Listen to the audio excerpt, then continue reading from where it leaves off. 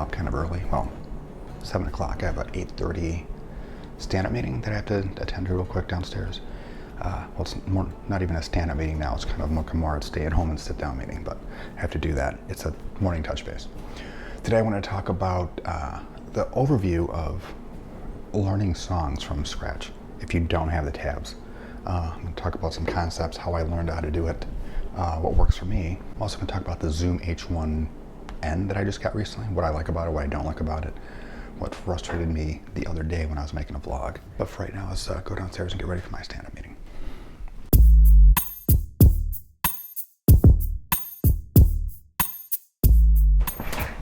So it is almost 7 o'clock right now. I have an 8:30 stand-up meeting with my team. I need to call in for about an hour, just a morning touch base, see how everybody's doing. I'm actually covering for my boss this week, so I have my stuff and his stuff to take care of and cover. So that'll be fun. But I do want to talk to you today about, well, like I said, learning songs from scratch if you don't have the tab and how you get to that point. And I talked to some musician friends of mine, and we all have different ways of doing it. And I'm going to go through how I do it and what's actually helped me along the way. Every morning when I get up, you saw upstairs, I have some coffee. I don't always have French press. I have some today because it's like Monday. It's the start of the day. I'm down here filming some stuff so while I'm working. So I figured I'd have something a little stronger that's a little tastier for me. And I tend to have English muffins sometimes. I don't know why. It's like a Monday thing for me. Now, when I first started playing, I was in a band in high school, and our first song that we played was an original song, and it went from D to C the whole time. It just D, D, D, C, C, C, D, D, D, C, and that was the whole song. I think I might have went to G for like a change. And it was super easy to play, so when they showed me how to play it, as long as I was in tune and I learned how to tune my guitar, it was kind of easy to play. So I got really good at learning those two chords and those two changes in my ear, the interval, the one-step interval, quite a bit. And then I started learning other songs. Like, hey, I learned that little spot, that little interval, that 2-fret jump. I can hear that bits and pieces here and there. So then I started being able to put that together. And the more and more I learned songs, the more I had this library of how intervals sound in my head, how chord changes sound in my head, and I started hearing a lot of different patterns among songs. So I would get those, and that would help me learn more songs. Right now, what I do is one of the first things, if I hear a song and I don't have the tab, I will listen to the whole song. And usually, if I hear there's a lot of repeating patterns depending on what style of music it is. If it's some kind of pop or rock or country-ish pop or something, or even a lot of even R&B, it depends. There's a lot of repeat. I think I have this on cycle color, which probably isn't good. It might look interesting, but every now and then you might see banding on it because it's right when it's between changing colors. I don't know. So when I'll first hear a song, there are a lot of repeating chord patterns and changes in a lot of songs. And the more songs you hear, the more you'll hear them. Like there's a 1-5-6-4 pattern. 1-5-6 minor 4 pattern. I've heard, written, played a million songs with that same chord progression in different patterns, in different keys, and different tempos. So when I hear that, or some slight variation of that specific pattern in other songs, I can hear it definitely. I might not tell you exactly what key it's in at first, but I can tell you what pattern that is whenever I find the key. So how do I find the key? I usually kind of try to find the bass note. If I can tell, or if I have an idea of what the chord changes might be, I will try to find the bass note. I'll just actually one note it, like on the E string or the A string. I'll try to find one note that's there. And then once I find that, everything's kind of relative. I can tell if something's going a little bit higher, a little bit lower, with pretty good accuracy for the most part, within a couple frets or a fret or two. And then I can take it from there. And sometimes I'll go through the whole song and I might not know what the break of it is. I'm like, that break seems like it's going up or it's changing keys or something. There might be part of the end of it where the whole thing like modulates up like a whole step or something like that, or 2 frets. There might be part of it where it's just completely off the wall, where you don't know what they're playing or something. And those are times when you have to take a little bit of time and actually figure it out just by trial and error, like this chord, that chord, that chord, the other one. And just like any kind of muscle or skill, the more you do it, the better you'll get at it, the faster you'll be, and then the more effective you'll be at it. And I'll maybe run through an example later or something like that, but I got to get ready for this call shortly.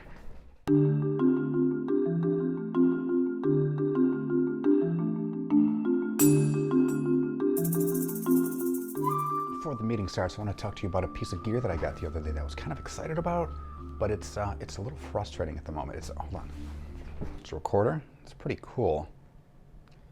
My plan was to use it for remote recording, so I didn't always have to have a mic on here. I could actually put, like you have right now, this lavalier mic, so it's a little bit closer on me. Why do I want that instead of just a mic here? Well, if I move, for instance, if I have a microphone on top of this camera when I'm doing stuff, it's fine if I'm here or kind of close. But as soon as I get out of range, you'll hear my voice like completely disappear sometimes. So this is good because I can walk around, I can move, I can do whatever I want, and you can still hear me talking. And I do that because I can actually sync it in Final Cut. I'll put them together and it'll sync the audio tracks. And then I can have like a consistent audio with whatever I'm doing, either for filmmaking or for these videos or for whatever. I also wanted to use it potentially for miking some of my amps when I'm doing things. Instead of always having a Shure SM57 in front of it, I can actually just put this in front of it and just use it for whatever kind of recordings. It's another thing I can record from. However, I looked into it today and I noticed that when I first got it, I got the new, here it is right now, I'm using it right now. So I got this new H1n and I bought a new card for it. Put the card in, worked perfectly fine. I recorded a bunch of stuff. It transferred to my MacBook Pro, easy, no problem, just tried it. After I got done with one like round of it, after all these different things I recorded, I wanted to delete the files that were on here, and usually you do that by reformatting it. You don't always select the files and delete them. I do that with the cameras, I do with my other recorders. You just reformat the card. That's a common thing to do. So when I reformatted it, then when I put it in the, like a micro SD card, when I put it in the card reader back into my MacBook, Drive would show up instantly. The files would show up instantly. And I could see the files and I could like click on them to preview them and it would show how long the audio is. But then I was getting these -36 errors that it couldn't be read or something. And sometimes it would take one file, but not the other ones. I try a lot of different things. I try different card readers. I think it has something to do with the way that it formats. And I need some kind of a driver for my MacBook or something like that so that I can read them again, which I need to do because I was really, really frustrated yesterday. I recorded all the vlog audio, and it's the GoPro audio it's real loud, and it's not real loud as in loud, but it just grabs too much. Like when I was driving yesterday, if you would hear the GoPro audio, all you would hear is whoosh, like the constant road noise. You wouldn't hear me. This last week in particular, which has been like the first week that everything's pretty much been closed down here in the Detroit area, has been a little bit different. I'm used to working at home. I've always worked for like ad agencies or some kind of company where I'm working off laptops. That's why I had this on me, so then I can just sync them later. So I was kind of frustrated when it was just the GoPro audio yesterday, but I found a way to do this. What I did is I just took this micro SD card and I put it in my PC, put that on a USB drive and bounced that to my MacBook. So the files are fine. It's just the Mac's not reading them in the reformatted format or something. So I have to, anyways, you might already know what that deal with that is, but I'll put like a fix on there if I find it. I haven't read anything about that in a forum, so I might have to put one in myself, but it's something I need to look into today. And at some point very soon, I'll do like an unboxing of this and a more of a first impressions video, some more details, some more audio examples of how I use it and what I use it for, and some things I like and some things I don't like about it, so stay tuned for that. In the meantime, a couple emails to send out before I start the morning stand-up.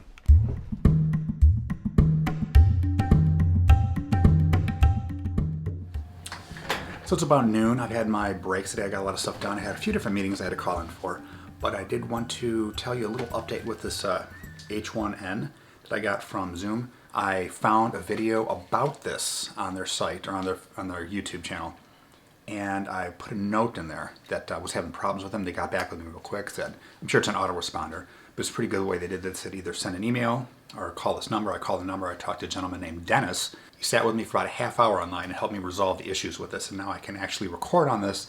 It can be found on my MacBook. I just actually recorded a video because I need to remember what I did with it in case it happens again, about how to do that. There's a certain way you need to reformat it on your MacBook. If you have this problem, then you won't have the problem again. It's kind of weird. But in any case, I'm pretty happy because I have this thing now and I can actually use it without having to screw around with the different file formats. So that's good.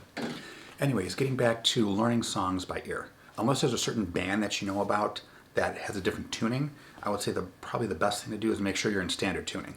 If you follow me on the channel here, you'll notice that I tuned down a half a step for a lot of different reasons that I'll go into at some other point. But as a baseline, you should definitely start off in standard tuning unless something else changes that. Because most things are in standard tuning, and if they're not, then you can kind of figure that out because everything's going to be like one step lower. Like instead of E minor, things are going to be in E flat minor, which if it's guitar music, that's not usual. It's usually just because they're tuned down a half a step. It's not because they're playing everything in a different location, usually. But in any place, it's a good way to start is to make sure you're in standard tuning. Run through some of the chord progressions that you kind of know, and you should actually be learning those to get into your your mental library of different chord progressions and sounds. Start off with one noting. See if you can find like one note, even if there might be like a couple different chord progressions. See if you can find like one note, like the bass line. Usually it's going to be the bass line that your ear will hear. Start off with the bass line and see where you can take it from there. If there are a couple different notes for the bass line, you can kind of figure out what the chords will be. A little bit of very basic music theory will tell you what those are, whether this one's going to be a major or a minor. And I can get into those at a later. It's a whole basic music theory thing I could probably get into. But once you get into those, then you can figure out what a couple of the chords are. Once you figure out the couple of the chords are, then you'll probably, either at that point or before then, you'll figure out what key it is, and then you'll know what the other notes are on the scale, and then you can figure out kind of everything from there. Once you know your set of notes that you can use, your scale and your key, then you can figure out the other chords that are probably being played. You can figure out the solo, even if you have to slow them down, but you can figure out what set of notes you're going to be using for it. Now, there are some parts in some songs where they, like I said before, they either modulate up or they change keys or do things, and those are fringe cases that you will just kind of figure it out then. If you're learning something like Alice in Chains or maybe even Soundgarden, they don't really follow music theory much, so don't expect it to. They mix the wrong major chords with the wrong minor chords, and it's kind of why they have their sound. But those are also fringe cases. Something else that's good to know when you're either working from home or when you're wherever you're working, or if you're practicing, and helps a lot, is the concept of Pomodoros. And I think I talked about this before. Pomodoro is the Italian word for tomato. And it's called the Pomodoro technique. And I learned it from some of the developers that I used to work with before that would make them focus a little bit better and be more productive. So the concept of using Pomodoros is the fact that there was a gentleman, can't remember his name, could Google it, but I'm too lazy right now. He would take his Pomodoro timer, like a little tomato timer that you would use in the kitchen for boiling eggs and things, and he would set it to 25 minutes. And the point of it would be, you bust ass and kick ass for this 25 minutes, like no distractions, no email, no anything.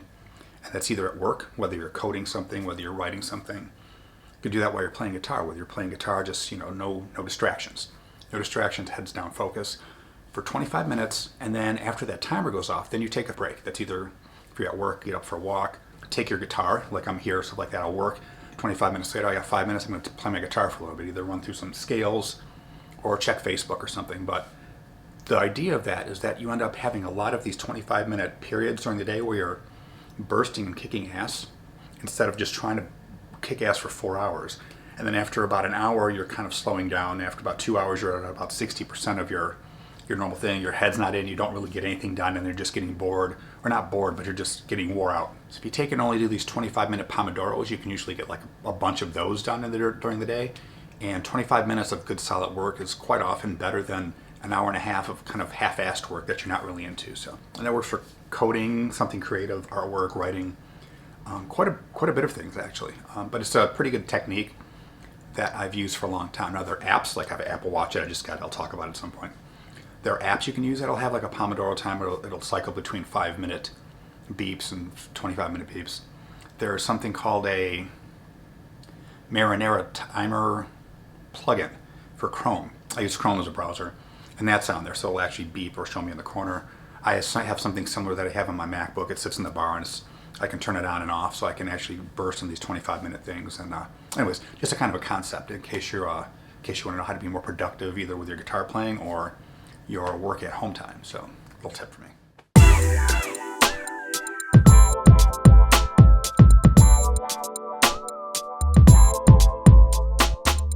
So I got all my stuff done today. Actually, it was a super productive day for me at work. Got a lot of stuff done. I actually got in addition to all the work that I got done today, I got a chance to get this fixed. I got it corrected. Thanks a lot, Zoom, and Dennis at Zoom for taking care of that. I can actually use this now and not have to worry about that. That's good. Something that's good off my plate. Another couple notes about learning songs on your own. Knowing a lot of progressions will help. Learning a lot of songs will help. It kind of gets you in there in the same kind of mind frame as to how things are put together. And something else I'm going to cover very soon is called the Nashville numbering system. That's just an excellent way to understand how songs are put together in a pattern sort of thing. Things are always patterns. Math's like music's actually math. It's just a whole bunch of different patterns, repeated and repeated. And you'll hear them, you'll see them. The more you learn about music, the more you'll figure that out. The Nashville numbering system is excellent for being able to say, okay, this song is this pattern.